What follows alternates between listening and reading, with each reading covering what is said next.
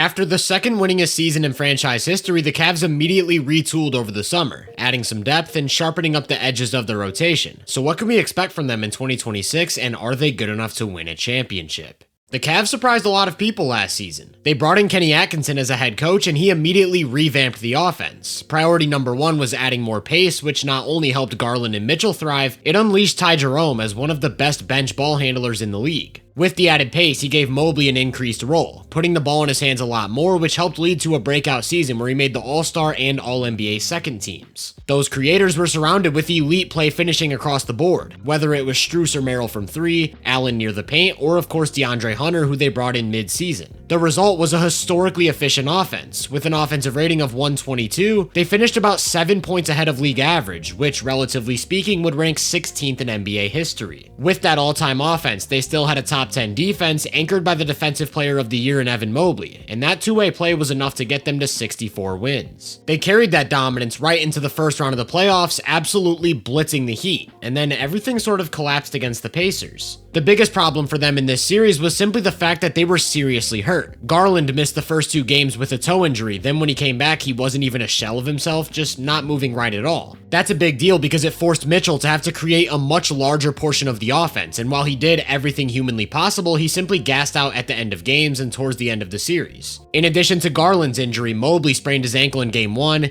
missed Game 2, and rushed back to finish out the series. DeAndre Hunter also missed Game 2 with a dislocated thumb on his shooting hand, and there's no way of knowing how much that affected him, but his scoring completely fell off a cliff after that point. With all of that said though, I don't want to make it sound like injuries were the only reason for their downfall. From an offensive standpoint, their process still looked really good. They generated lots of high quality shots, they got to the line, they won the offensive rebounding battle, and Donovan Mitchell in particular looked superhuman as a slasher. Their only real problem on that side of the ball was the fact that they got unfathomably cold from three. Obviously, the injuries to Garland and Hunter hurt in that regard, but you also had Mitchell shooting just 24.5%, Strus at 34%, Jerome at 25%, Merrill at 33%, and Wade at 20%. Outside of some tough pull-up threes from Don, most of these were good looks, and that means either they got really unlucky going cold at the wrong moment, or they simply got gassed, which would make a lot of sense because that was a consistent theme for the Pacers throughout their run, simply having much better conditioning and depth than each opponent. However, I actually think the root of Cleveland's problems in that second round series started on defense. I mentioned that they had a top 10 defense anchored by the pairing of Evan Mobley and Jarrett Allen. But what we saw in that matchup is that when you start to make those two guys defend the three-point line, the rest of the defense was sort of gimmicky. Their rotation consisted of multiple small guards to hunt in action with limited wing depth, so the Pacers would either put one of those guards or a big into the primary action and attack mismatches to create dribble penetration. The way the Cavs countered this throughout the season was by sending the low man to the paint early, and with that strategy in place, they gave up lots of corner threes. That didn't fly against Indiana, as they generated open three after open three and finished the series shooting 42% from outside. So between some injuries, poor outside shooting, and defensive weak points, the 64-win Cavs failed to make the conference finals, leaving a poor taste in what was otherwise a remarkable season.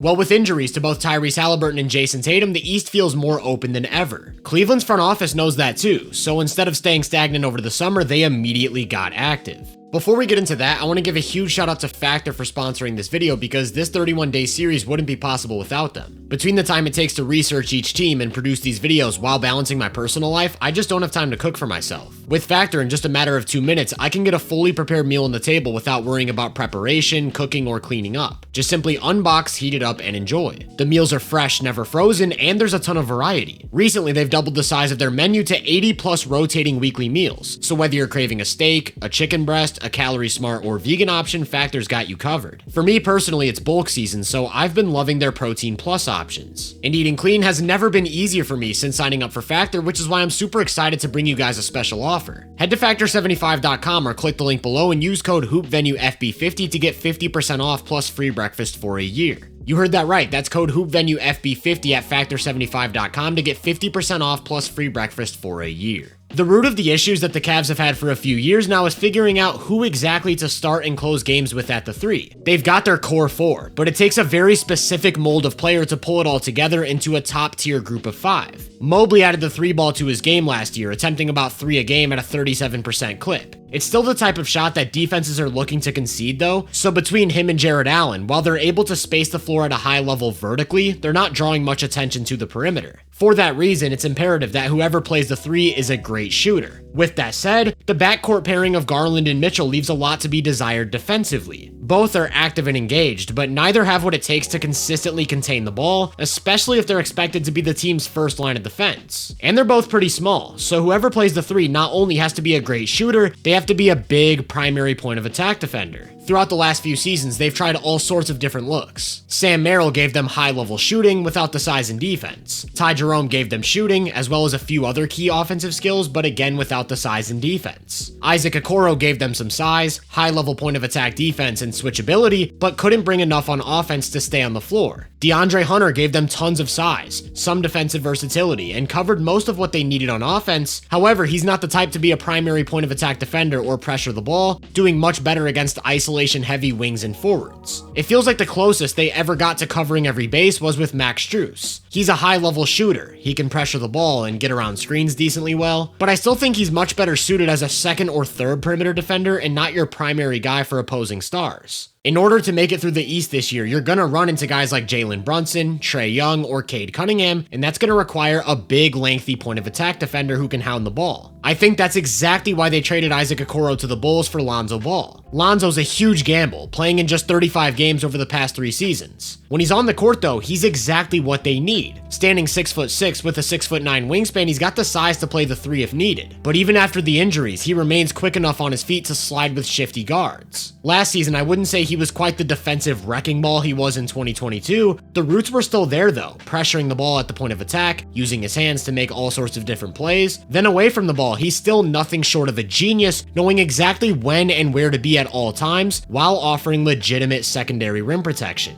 He played less than 800 minutes last season, so we're working with a smaller sample. During that time though, the Bulls completely transformed defensively. They had a 110.6 defensive rating with him on the floor, which was equivalent to the Rockets with Amen Thompson, the Magic with Jonathan Isaac, and the Celtics with Al Horford. With him off the floor, they fell more than 6 points to a well below average defense. We're talking the difference between landing in the 88th percentile or the 29th percentile. Furthermore, Lonzo brings valuable offensive skills to the table. Since 2020, he's attempted almost 1,000 catch-and-shoot threes and hit them at a 39% clip. He's a legitimate volume shooter who's a genius at moving without the ball, so he's the type of guy who demands constant attention and really opens up the floor for ball handlers. With the shooting, he's also on a short list of the best connective passers in the league. He can make every pass imaginable, all of his decisions are instantaneous, and that's exactly what you want on a roster that's filled with advantage creators. Also, remember what I said about Kenny Atkinson speeding up the offense? In many ways, Lonzo's a diet Tyrese Halliburton with the way he pushes pace, making all of the right kick-aheads and legitimately running an offense in the open floor.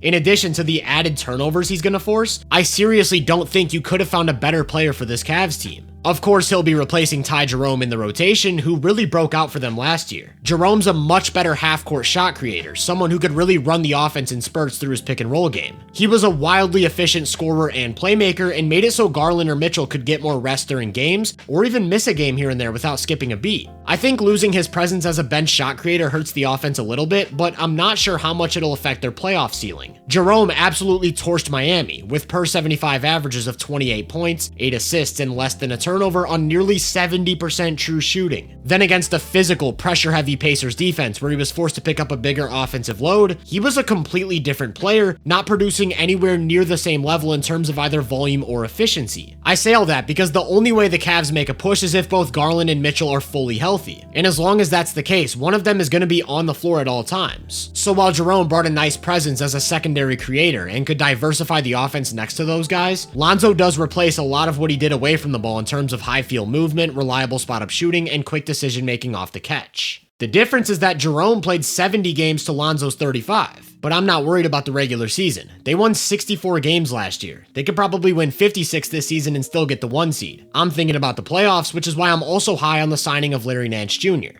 The name of the game in playoff basketball is versatility, not just with offensive and defensive skill sets, but with scheme and lineup choices. Nance gives them a really unique look on defense as a lengthy 6'8" forward who can play the 4 or the 5, protect the rim, switch on to multiple positions, and force a ton of turnovers. Alongside DeAndre Hunter and Dean Wade, all of a sudden the Cavs have a surplus of big switchable forwards. Like the guards, Mobley and Allen also have their minutes staggered throughout the games, and now they'll be able to keep as much size on the floor as they want, creating bench units that can execute any defensive scheme while having a lead ball handler on the court at all times. All that's to say, this team comes pretty close to checking every box. They've got 2 elite offensive players, multiple great connectors, tons of shooting, good passers at every position, and can execute basically any defensive scheme. I think they'll start Strus at the 3 and bring Lonzo off the bench as an off guard, although I'd expect them to close more games with Lonzo in that 3rd spot. Across the board, they're both top heavy and deep at the same time, and everything's going to come down to health. When you're looking for a team that's built to sustain a deep playoff run, these are the areas you want to see them excel in.